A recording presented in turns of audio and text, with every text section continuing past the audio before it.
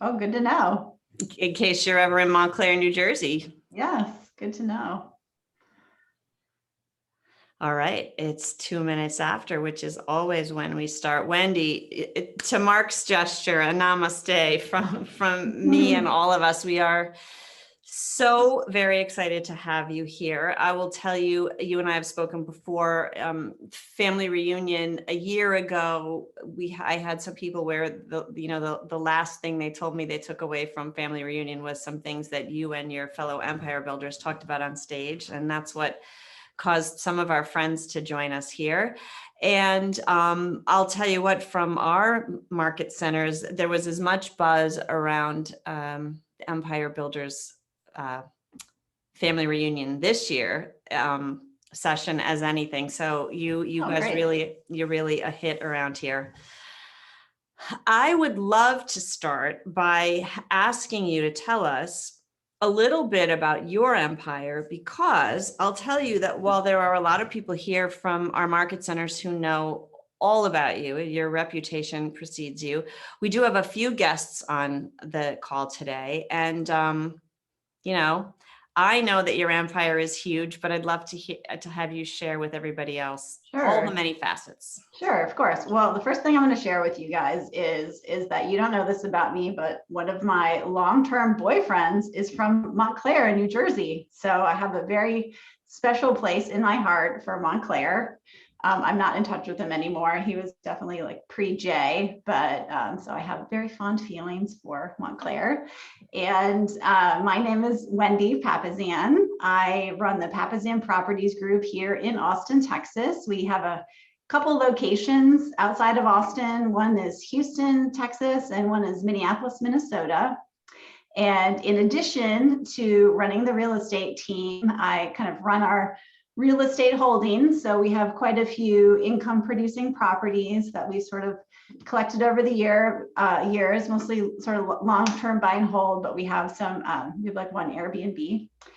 And I also run what we call Papasan Home Services, which is home repair and remodeling. And then I'm the co-host of Empire Building Podcast.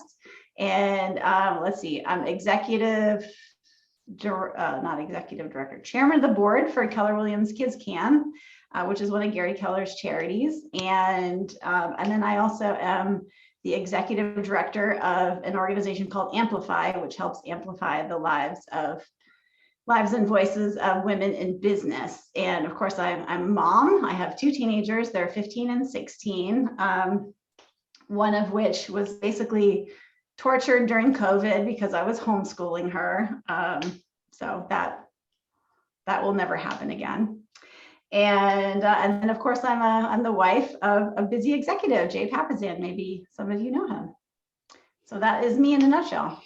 So those are a whole bunch of empires. So you're a busy woman, and very, very excited to dig in to the real estate part of your empire as well as some others. Wendy, I have a little secret philosophy about why people are so touched when they hear you guys talk as part of the Empire Builders, and also you yourself. You guys are not afraid to share your vulnerabilities.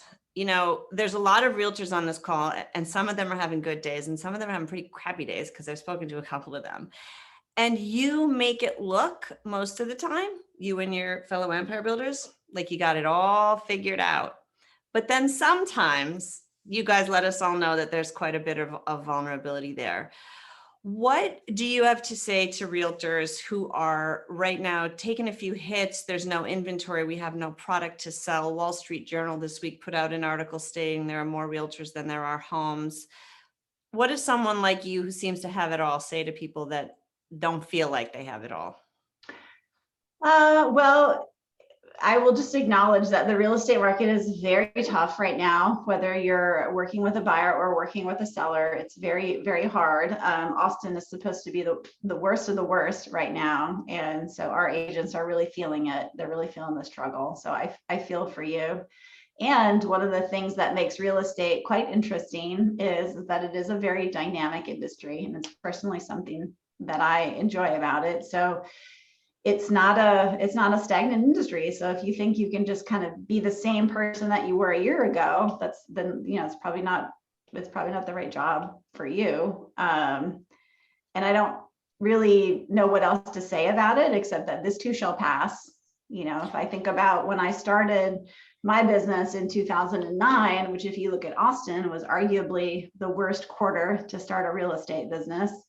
And, just if you move forward and do the activities, eventually you will be successful. I think when you're building anything, success is not linear. I think a lot of people think success looks like this.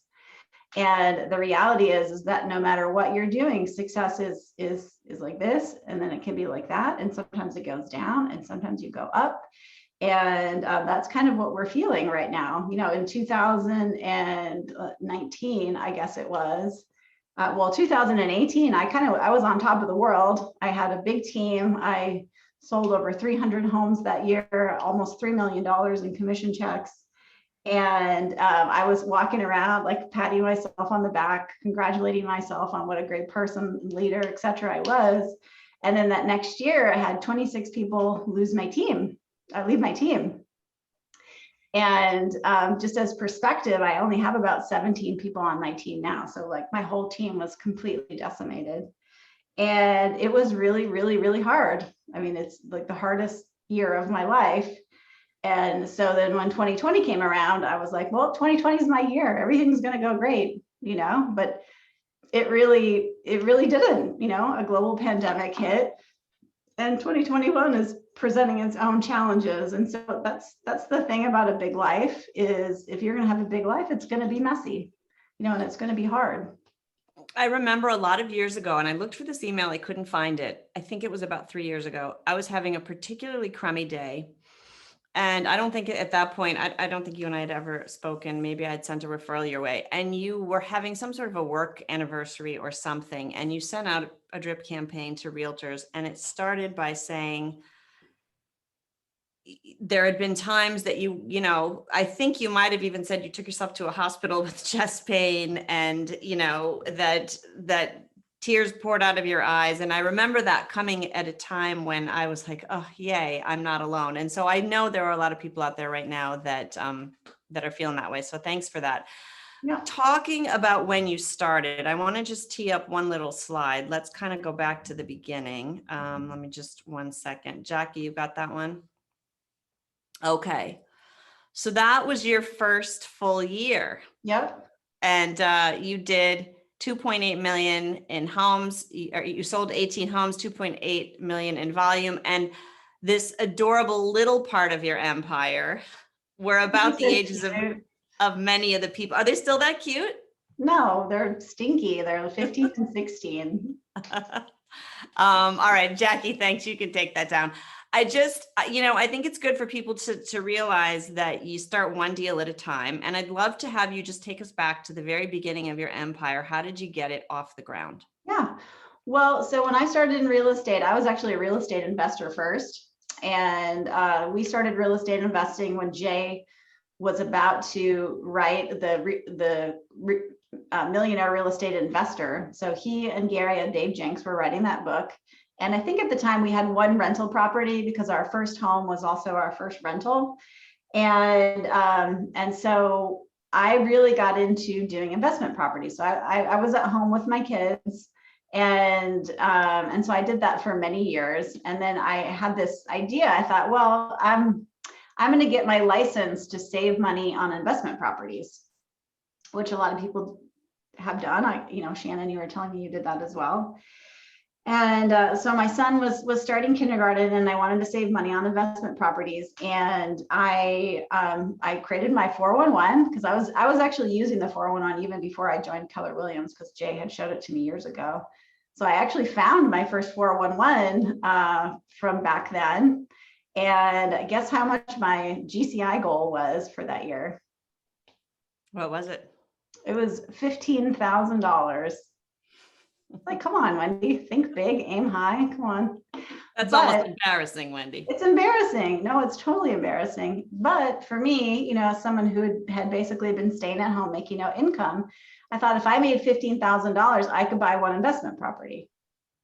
And it actually was a lot of money for me, because my job before I started in real estate, I worked for the state of Texas, and the most I ever made at that job was about $42,000. So to think about my very first year in real estate making $85,000, which was essentially double what I was making at the state, was pretty amazing for me, and just kind of an eye opener about sales and the opportunity there. I mean, I don't know. By the time I was in my 5th year in real estate, I was making about $1 million in commission checks. And I don't know what other industry you have, that's legal, that you can make that much money. So it's like, you guys all have that amazing opportunity to build a business like that. Yeah, that is amazing. Now, I know one of the things that you adopted in a big way very quickly as your business took off was leverage. Mm-hmm. How did you make decisions about when it was the right time, and what were some of the key pieces of leverage that you put in your life early on? Yes. Well, so the gift that I got when I started my real estate business was Jay, my husband, said to me, he said, "You're not going to be one of these crazy realtors who's working 7 days a week, 24 hours a day," because that is kind of my tendency. I'm like you guys. I like to work. I go, move around a lot. And so he's been good for me as far as that goes. And then of course I had 2 little kids. So and I had been a stay-at-home mom for 5 years, and I pretty much everything was buttoned up at home. But then when you start your business and you've got home duties and you've got work duties, something kind of has to give. And so I started really with my leverage at home. So it looked like getting a housekeeper coming in more often. We ended up getting a bookkeeper to help with some of the investment properties. Getting a part-time babysitter. So that's really kind of where my leverage journey started. And then when I got into real estate, I really wanted to continue to be there for my family. So what I would recommend for those of you who are just kind of going down that leverage journey is sometimes leverage starts at home. And if you're a mom, especially, there's a lot of leverage that starts at home. And what you can do is you can tape a piece of paper to your desk and write on the top of it, my not to-do list. Okay, so tape a piece of paper to your desk or wherever you're going to see it, or make a note on your phone. And every time you're doing something, either at home or in your business, where you're just like, I don't like to do this, right? Like, how many of you love to enter names in your database? Said no one ever in real estate. There's like always one. Like if I scrolled through these screens, there's like at least one weirdo. Put in the chat if you like entering. Yeah, there's always one. There's always someone who likes to update their database. But most of us, like, that's not fun for us. And so you write those things down that you don't like to do, or they're kind of those things that you put off that you're supposed to be doing. You're like, ooh, I should get my newsletter done, or I should do that, or I should do that. But you don't do it. And then when you fill that page up, right, that not to do list, that becomes your job description for your first assistant. And your first assistant can help you at home if that's what you need help with, or they can help you at work, or they could be both, right? And the trick is finding that person who wakes up every day and says, I love to update databases. Like, believe it or not, there are people out there who wake up every day and they're excited to get into that dig into that database, right? And so that's really that's my leverage tip for you guys. And anyone can do that, and you can keep doing that. You can literally keep firing yourself from the things that you're not good at or are a waste of your time. I tell people I fired myself pretty much from every job. I fired myself from doing transaction coordination. I fired myself from doing the green sheets. I fired myself from updating the database. I fired myself from being the operations director. I fired myself from being the showing partner. I fired myself from being a buyer agent. I fired myself from being a listing agent.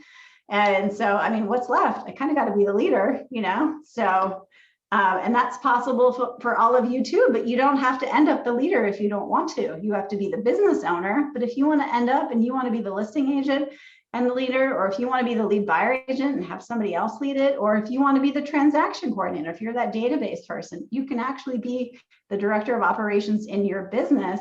You just have to hire other people who are better at those jobs than you are. That's all very good advice. Is it true? I think I read somewhere that you only did about 3 transactions before you hired a transaction coordinator. Is that true? Yep, right away. Yeah, so yeah, you could pay me $1 million and I wouldn't know how to do green sheet or whatever they're called now. It's not that, but I'm happy you don't know it. Yeah. So when you started, your vision was to make $15,000. And at some point along the way, probably very quickly, if you were already starting to spend money leveraging, your vision must have changed. And it you remember that part of the journey? Yeah, it did. And I would say it's been very gradual for me. You know, I know for some people, when they start in real estate, they have a really big idea and they think they want to grow a big team. And that really wasn't me. It was just like one foot in front of the other. Okay, I have a part-time transaction coordinator and I have a nanny at home. And then I actually got a part-time person to do this. And then I hired my first kind of like real W-2 employee, right? There was that. And then, just learning and failing along the way. That's not the answer I expected. I thought there was going to be a point in time where you created this big vision, but it's grown along with you. It's grown. Yeah, it's definitely grown. And I think that the longer you're inside Keller Williams, the bigger your thinking gets. I don't know about you guys, but has your bigger thinking grown since you've been inside KW? Probably. Yeah. And I'm the same, even though Jay was with Keller Williams for 10 years before I got my license, it's just not the same. It's really not. And then thinking bigger is a muscle that we develop. I think sometimes it's, I think about, kind of where I grew up. I grew up in a small farming community in northern Minnesota, and we didn't have money. I didn't know a single person who had an investment property or ran a business or anything like that. And so can be hard to think big at first, right? So if some of you guys are struggling with that, I totally relate to that, because it's almost like it's like a muscle that's being stretched. And the more we surround ourselves with people who are big thinkers, and the more we hear stories like this about how to have a big life, the more we're able to do that in our own lives. But for me, it's totally been a process.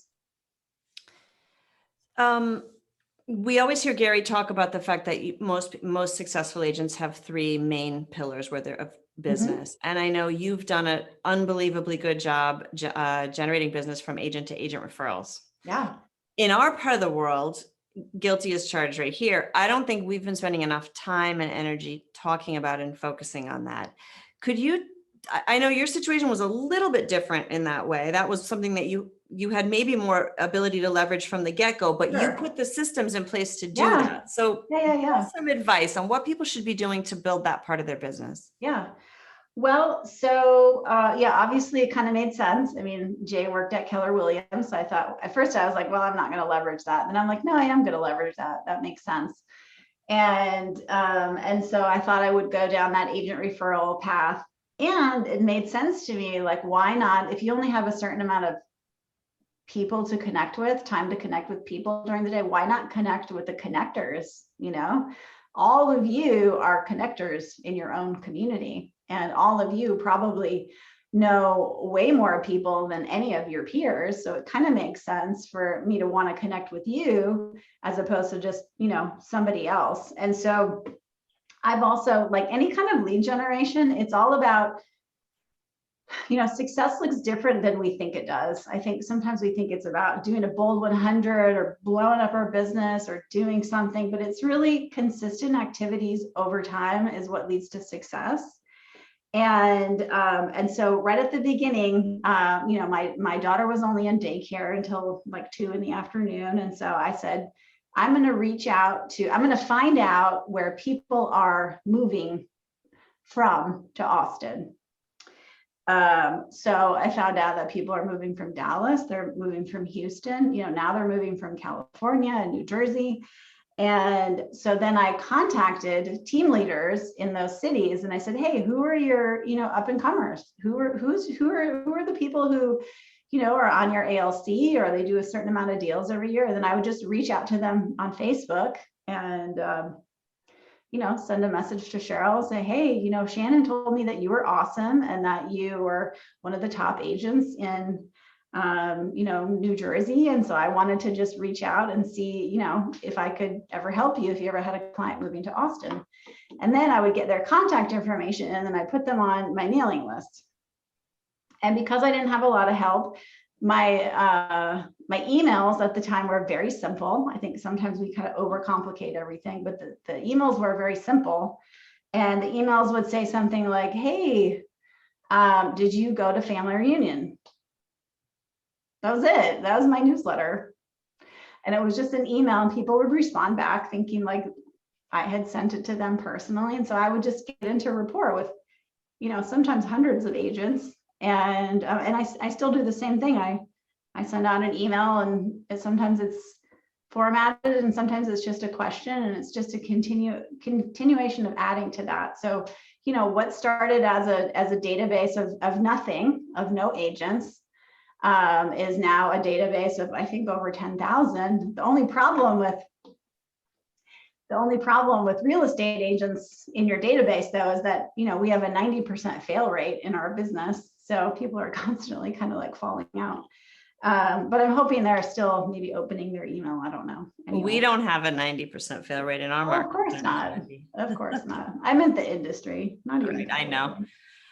Yeah. So it's just putting all those systems into place and then understanding, and then it's just like one system after another. Let me give you an example.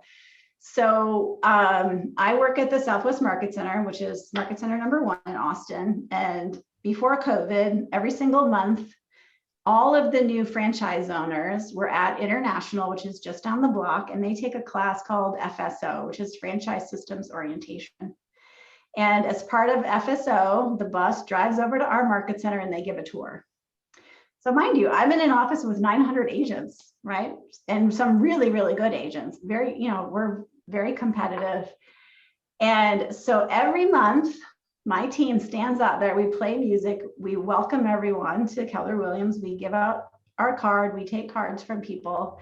And we've been doing that year after year after year. And I keep waiting for somebody else in my office, in my 900 person office, to do the same thing. Like all they'd have to do is stand right to the left of us or to the right of us or be on a different part of the tour and do exactly the same thing. And yet nobody does it. What? So that's just an example of like, sometimes we think that, it's not going to work or whatever. But I don't know, like that just kills me. That's an incredible story. And to me, it speaks to that thing that you hear people say all the time. Oh, well, there's already a really big agent in my neighborhood. Yeah. Who cares? Who cares? There's plenty of business out there for everyone, even in this current market. Yes, absolutely. So the best thing you can do is pick one thing and really dive deep into it. It's kind of the one thing principle. I see a lot of agents, especially new agents, they try this, they try that, they try that, and they never really get good at any of it. And then they leave the business. So better to pick one thing and go deep. That whole one thing concept, I've heard of that. I know, it's so good, so smart. So let's talk about being purposeful. Jackie, if you could pull up that E to P, that horizontal slide. It sounds like at some point in your business, that concept really took hold with you. So there are people on the call that have some understanding of that and some that don't. Can you talk us through that? Sure. Well, this is one of the 6 personal perspectives.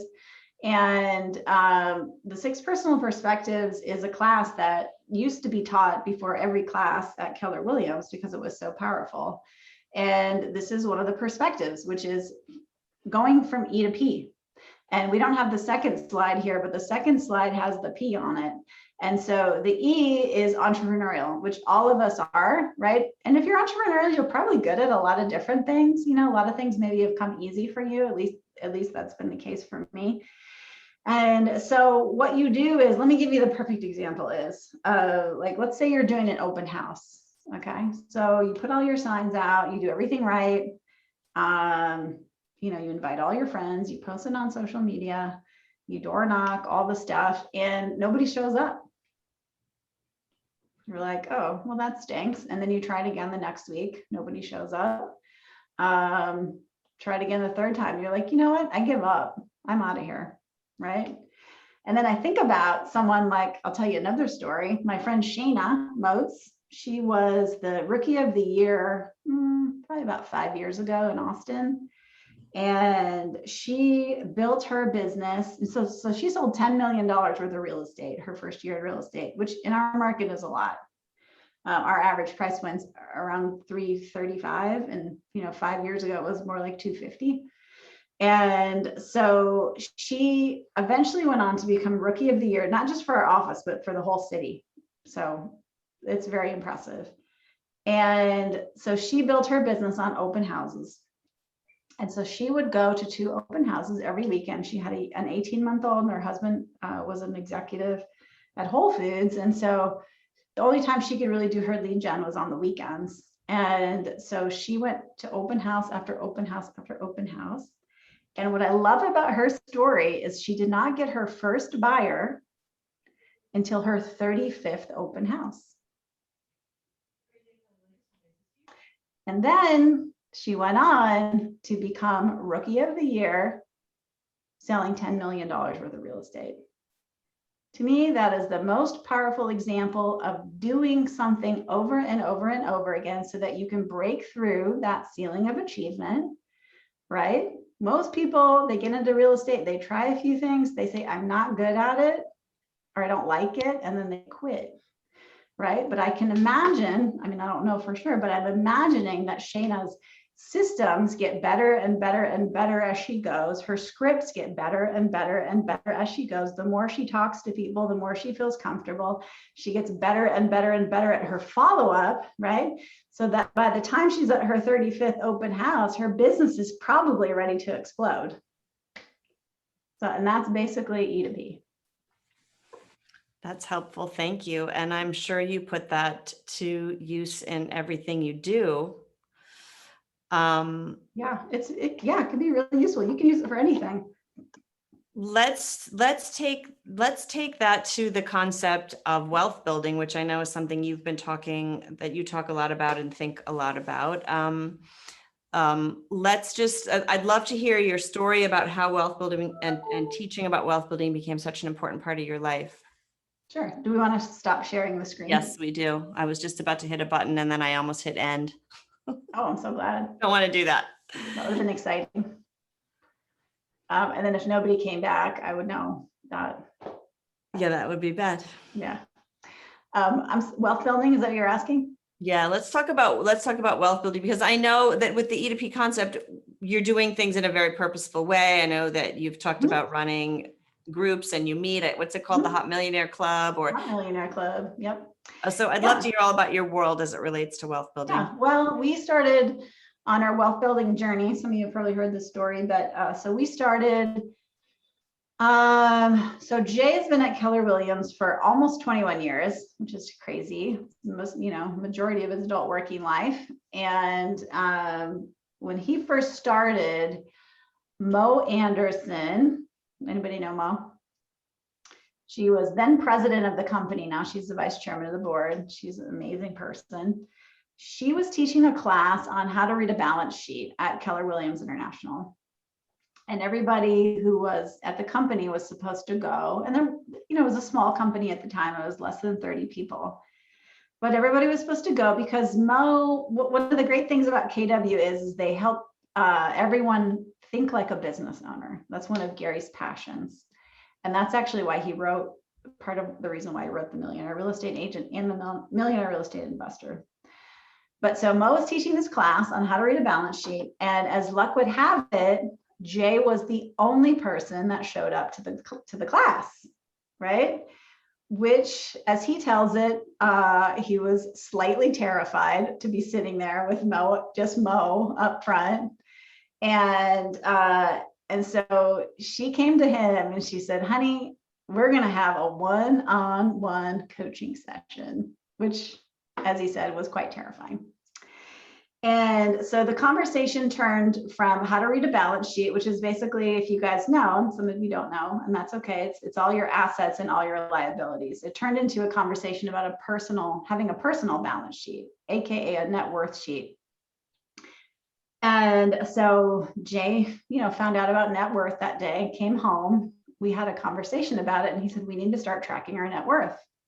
And of course I was like, what is that? I don't know what that is. And so he explained to me, a net worth is everything you everything you own, right? So all of your assets, your home, your car, an investment property, a 401k, cash in the bank, everything you own, minus all of your debt, everything you owe, right? All of your liabilities.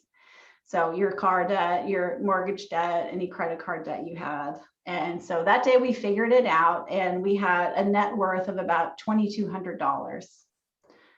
We had some debt, I had some school debt. We had a Toyota Tercel that we shared. That was our main asset, which actually caught on fire a couple of years later. So that tells you what a great car it was. And so that kind of sparked this feeling inside of us. And if you guys don't track your net worth, right? If you're not doing that, if you don't know what it is, I highly, highly recommend that you do, because it is the number one habit that's helped us grow our wealth. We are taught to think that income is the measure. And in our industry, what do we get awards for? GCI. And yet, if you look at the Forbes 500 richest people in the world, they don't, it's not the most well-paid dentist or doctor on those lists. It's people who have assets. They own real estate, they own businesses, right? And so that started a habit for us that continues to this day. So that's been, 19 years that we've tracked our net worth every month. So once a month we sit down and we figure out our net worth. In the beginning, we just used a spreadsheet, and then we've used different things in the past. So we've used mint.com. You can go in there and kind of put everything in there. We use something called Personal Capital. And now we're back to the spreadsheet. It's not as easy in some ways, but it's just more tangible. We can kind of like get in there and see everything. And so knowing what your net worth is and then setting a goal around it is a very, very powerful habit. So at that time, we set three goals for ourselves. We said, we're going to become net worth millionaires. We are going to have passive income of $75,000 or more, which is income we don't really work for. And we're going to own 10 rental properties. And honestly, guys, it was kind of random. It was like, if we think about why we chose those numbers, it was fairly random. And we said, we're going to do that in 10 years. Okay. So in 10 years, we're going to be millionaires.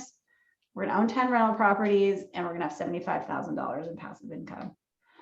It took us about 6.5 years to get to that million mark. So we went from a net worth of $2,200 to $1 million.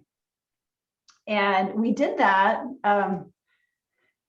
for 5 of those years. I was making no money. And honestly, Jay was at one point the lowest paid employee at Keller Williams, which we know because somebody put a list of everybody that worked there and what they made on his desk. So he actually knew that he made less than the receptionist because he was a writer. He was like a newsletter editor back then, and he'd come from publishing in New York, and he thought he was being paid well compared to publishing.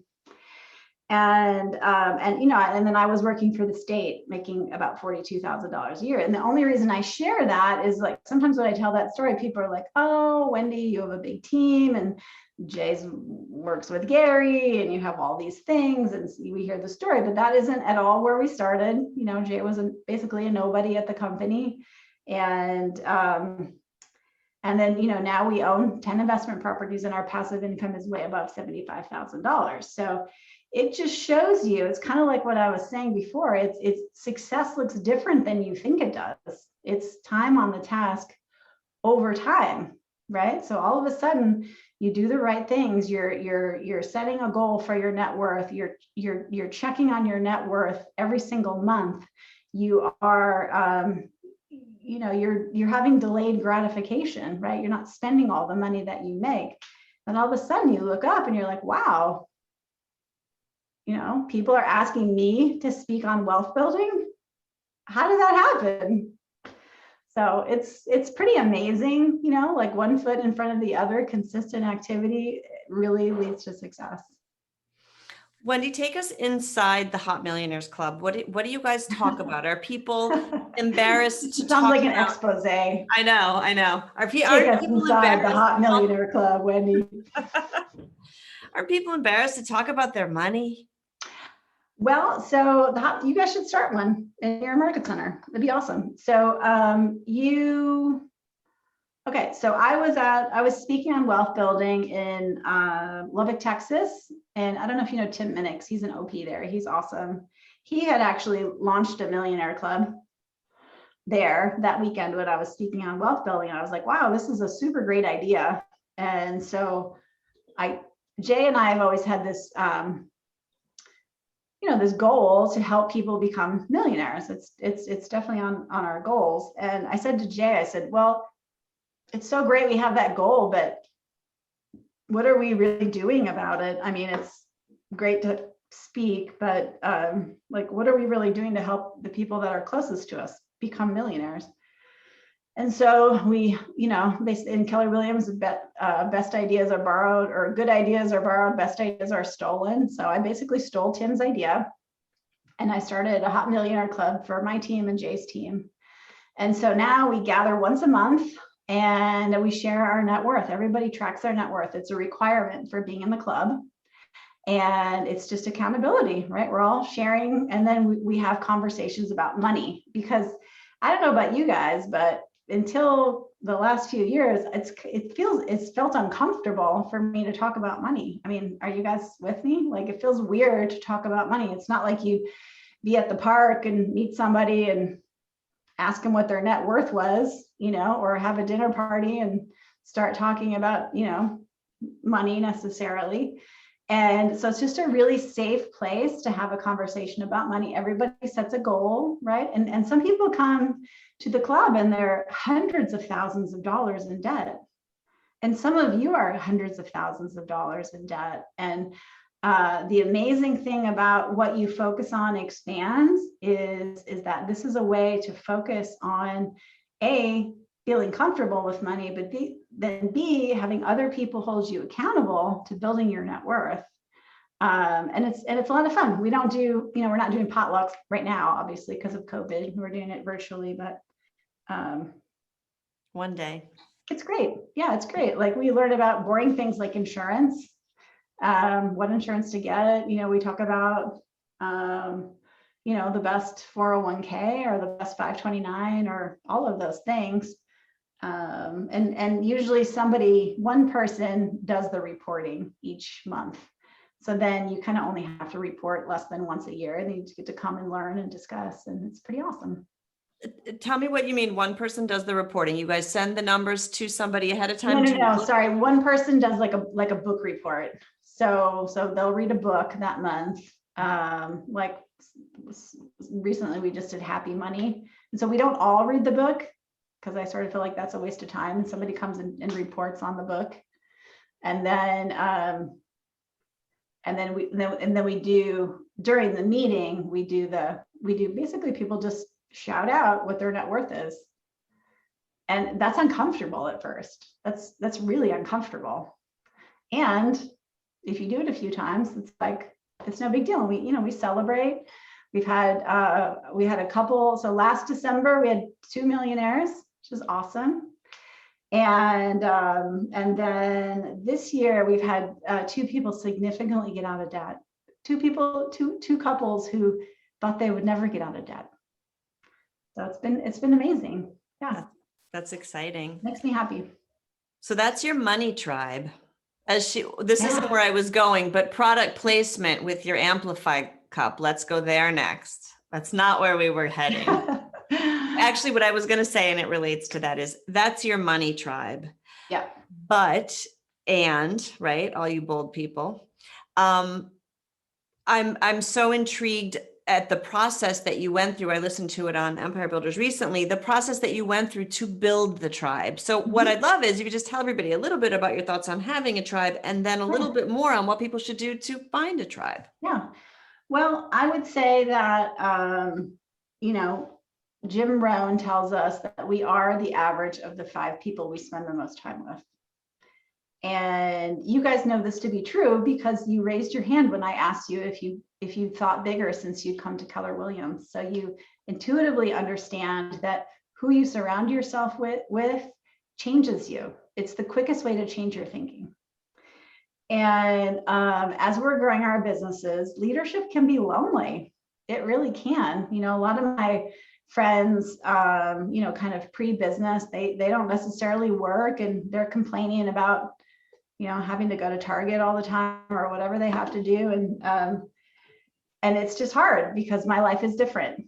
It's different. It's a lot more full, and I'm a lot more efficient, and it's just different. And so it's really important to find people who are kind of at your level, who you can connect with and grow with, and who encourage you to think bigger. So that's why the Wealth Building Club is really powerful.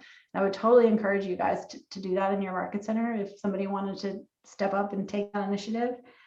And then so as I was growing my business, I was feeling pretty lonely. There just was a lot of things I didn't know and understand, and my business was growing really fast. And as much as I love Jay, he has never been a realtor. He's a real estate expert, but he's never been a realtor, so he doesn't know. And he's run other companies, but he's never run a real estate company. And so what I did was I kind of purposefully started gathering people around me to mastermind. And Keller Williams does this for you too. And I would encourage you guys to do it for yourselves too. But we've been meeting for about 5 years, and it's a group of 11 of us. We meet about every 6 months in exotic places around the world, literally. So it's really fun too. And we mastermind about all the things. Everyone in my group is a mom and has a partner. And so we talk about being a mom, running a business, having kids, being a wife, all of the things. And at the same time, we figure out ways to grow our business and grow our leadership and all of that. And so then a couple of years ago, after doing that for several years, we said, we need to kind of do this for everyone. And so we created an event. It's called Amplify Event. And you can go to amplifyevent.com and you can buy a ticket. And it's basically a kind of a way to meet your tribe. So we have content. It's also tons of fun. And then you can also kind of like find your tribe. And so we will be having that in person this year in September. Last year was virtual. So it's like September 21st through the 23rd. And yeah, and so that's one of the things that's really most important to me is that tribe. That's exciting. I was signed up for the Amplify event before COVID knocked it off. So look forward to it. Yes. Later this year. Why KW? Tell me why you think your career, you talked about it a little bit. Well, I didn't have a choice, really. I had to join KW. Yeah. So there was not a lot of choices there. I'm sorry, I didn't mean to interrupt you. No, that's it. I've only been at Keller Williams, and I've never for a day thought of going anywhere else because there's so many things I love about it. How do you mentioned that it's given you a bigger life, but talk me through that a little bit. What do you think it is about the environment here that helps people think in such a big way? Well, I think it's a couple things. First of all, I think we're very blessed to have a leader whose mission in life is to help people live their best lives. I think in kind of this world where there's a lot of tacky leaders, a lot of just bad stuff that can happen in leadership, and we're blessed to be run by Gary Keller, who not only wants people to have a big business, he wants them to have a big life too, and he actually models it for us. And I've been privy through Jay to see that in person. Everything he says is true. His wife is very important to him. He just had his second grandbaby, which is super exciting. His son is everything to him. He travels a lot, and we're blessed to have somebody like that as a role model, when many corporate executives are work, work, work until you die, have a heart attack at 62, and then that's all you get in life. And Gary is just not that person. I mean, is he a hard worker? Yes. Is he focused? Yes. Has he probably worked harder this last year than his whole life? Yes. But in his heart, he wants people to build a big business, but also to have a big life at the same time. So we're blessed by that.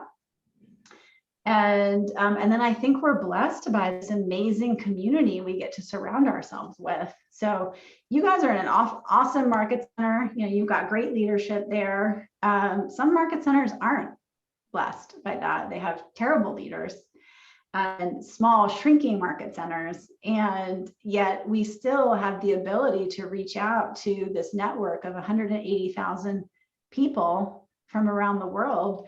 I mean, literally, if any of you had a problem, you could reach out to, I don't even know, any of these Facebook groups. You could talk to Shannon and say, hey, who could you connect me to help me solve this problem? So like this rising tide raises all ships mentality inside a real estate brokerage is kind of unheard of. I'm sure some of you have worked at other brokerages. I have not. So just the ability to sit at a table with somebody at family reunion who's selling 100 homes a year, like, to me, that's awesome. Like, we all get that ability. And so if you believe that who you surround yourself with matters, then it's super important. Wendy, there's a question in the chat, and it's probably a little bit specific, and we can handle it later, but it's kind of speaks to the fact that it's very hard for rookies to get open houses right now. The houses sell in a second. Yeah. Of course, they don't have 6 open houses like they used to. Yeah. Any advice on that?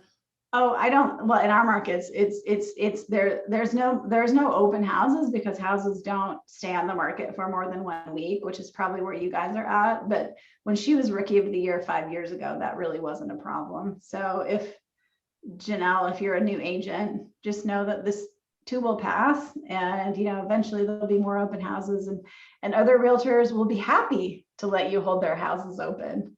They'll be thrilled, actually. Well, and it takes me back to your previous conversation about the bus tours coming through your market center. There's an opportunity that you saw that nobody else sees. Mm-hmm. Open houses are a struggle right now, but there are opportunities out there, and you have to keep your eyes open and find them. There's no magic bullet. Yeah, and I guarantee you that there's somebody in your market, other markets, who's killing it at open houses right now. Mm-hmm. Yeah. We talk about net worth, and I've grown to, through you guys and Mark King and everybody who's talking about how important it is. It's really been life-changing for me. Yet I know sometimes people who are at a different place on that journey think, well, wait a minute, I'm not just in this for the money, and I don't like all that talk. I know that you also think about giving $1 million. Mm-hmm. And you have several charities. I'd love to hear you talk about money being good for the good it can do, and how that's affected your life. Yeah. Well, first of all, I validate that thought. I actually used to think that money was bad. I used to think that wealthy, rich people were evil. I don't know where I got those thoughts, but that is what I used to think. And so I totally validate that. And what I've learned is that money is good for the good it can do. And you need more money than you think you do so that you can help the people in your life. You may have a child who needs to, go to college, right? My best friend, her daughter's about to go off to college. She's looking at one college that costs $71,000 a year. It's probably in your state, actually. And you know, you can significantly change the quality of care for your life, your spouse's life, your parents' life, right? At the end of their life, if you have the money to get help for them. And even just purchasing one rental property for you, or you should be having this conversation with your clients, can significantly impact the end of your life. I think the statistic is about 56 of Americans have only saved $10,000 or less for retirement. And probably some of you are in that boat. I personally don't want to be 85 years old and showing houses if I don't have to. I want it to be a choice, you know? So there's just something to be said for that. And then you can give it away. You know, I think about Bill and Melinda Gates, you know, formerly the richest people in the world. They started the Gates Foundation, which is like single-handedly, you know, helping stop AIDS in Africa, right? I mean, you can't do that unless you have a lot of money.